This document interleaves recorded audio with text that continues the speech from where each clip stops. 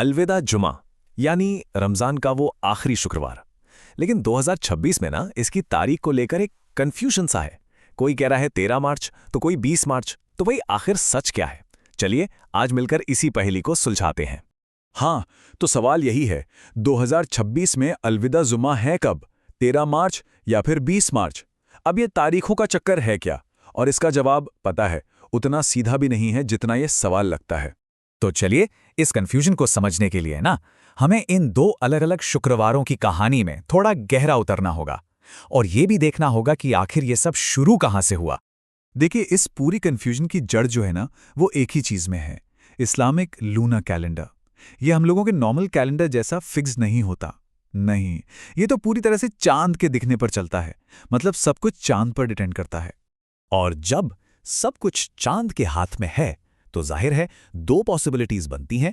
तो चलिए देखते हैं कि ये चांद आखिर कैसे इस सवाल का जवाब तय करने वाला है। तो यहां पर दो सिनेरियो बनते हैं, ठीक है। पहला सिनेरियो, मान लीजिए रमजान 29 दिन का होता है। ये कब होगा? जब 19 मार्च को शव्वाल का चांद नजर आ जाए। अगर ऐसा हुआ तो महीने का आखिरी जुमा पड़ेगा 13 मार्च को। सिंपल। लेकिन अगर 19 मार्च को चांद नहीं दिखा तो फिर रमजान पूरे 30 दिन चलेगा और तब अलविदा जुमा खिसककर सीधा पहुंच जाएगा 20 मार्च को। तो इसका सीधा सीधा मतलब ये हुआ कि फाइनल फैसला वो तो उसी रात होगा जब धार्मिक अधिकारी अपनी आंखों से चांद देखेंगे। ये कोई पहले से कैलेंडर में मार्क की हुई डेट नहीं है।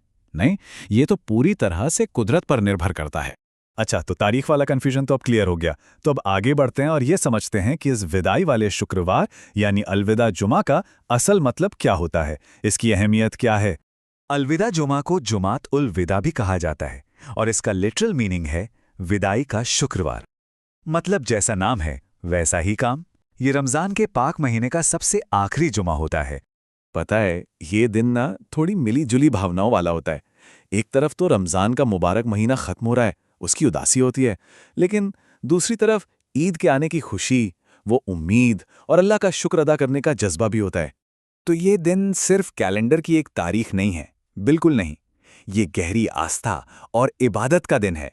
तो सवाल ये है कि आखिर इस दिन होता क्या क्या है, लोग इसे मनाते कैसे हैं। देखिए, इस दिन इबादत का जो माहौल होता है ना, वो अपने पीक पर होता है। मस्जिदों में आप देखेंगे तो बहुत बड़ी तादाद में लोग जमा होते हैं, एक साथ नमाज अदा करते हैं। इसके अलावा खूब कुरान पढ़ा जाता है और ज़कात और सदका यानी चैरिटी, दान पुण्य पर बहुत जोर होता है। और हाँ, ये अपने गुनाहों की माफ़ी मांगने और ऊपर वाले का शुक्रिया अदा करने का भी एक बहुत ख़ास दिन है। और इसका जो सामाजिक पहलू है वो तो देखने लायक होता है। आप सोचिए, चाहे हैदराबाद की मक्का मस्जिद हो या फिर दिल्ली की जामा मस्जिद, पूरे देश में लाखों लाखों लोग एक साथ नमाज पढ़ने के लिए इकट्ठा होते हैं। ये सच में साल के सबसे बड़े जमावड़ों में से एक होता है। अच्छा, ये तो हुई इबादत और आस्था की बात। अब जरा इससे हटकर देखते हैं कि इस दिन का समाज पर और हमारी रोजमर्रा की जिंदगी पर क्या असर पड़ता है। तो देखिए, भारत में सेंट्रल गवर्नमेंट के लिए ये एक रिस्ट्रिक्टेड हॉलिडे है। मतलब सरकारी ऑफिस और बैंक वगैरह खुले रहते हैं। हाँ, लेकिन जम्मू कश्मीर जैसे कुछ राज्यों में इस दिन पब्लिक हॉलिडे होता है। और एक और बात, क्योंकि इतने बड़े पैमाने पर लोग जमा होते हैं तो बड़े शहरों में सिक्योरिटी के इंतजाम भी काफी टाइट कर दिए जाते हैं। और पता है, 2026 में एक और बहुत ही खास बात हो रही है। वेटिकन के कार्डिनल जॉर्ज जैकब कुआकार्ड ने एक बहुत सुंदर बात कही है।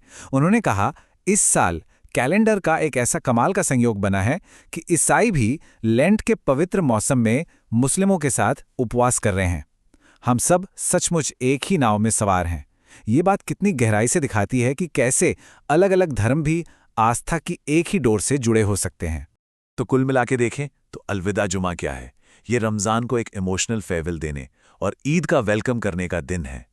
ये हमें याद दिलाता है कि रमजान का महीना भले ही चला जाए, लेकिन उसकी सीख जैसे कि अनुशासन, दान और इबादत, वो हमेशा हमारे साथ रहनी चाहिए।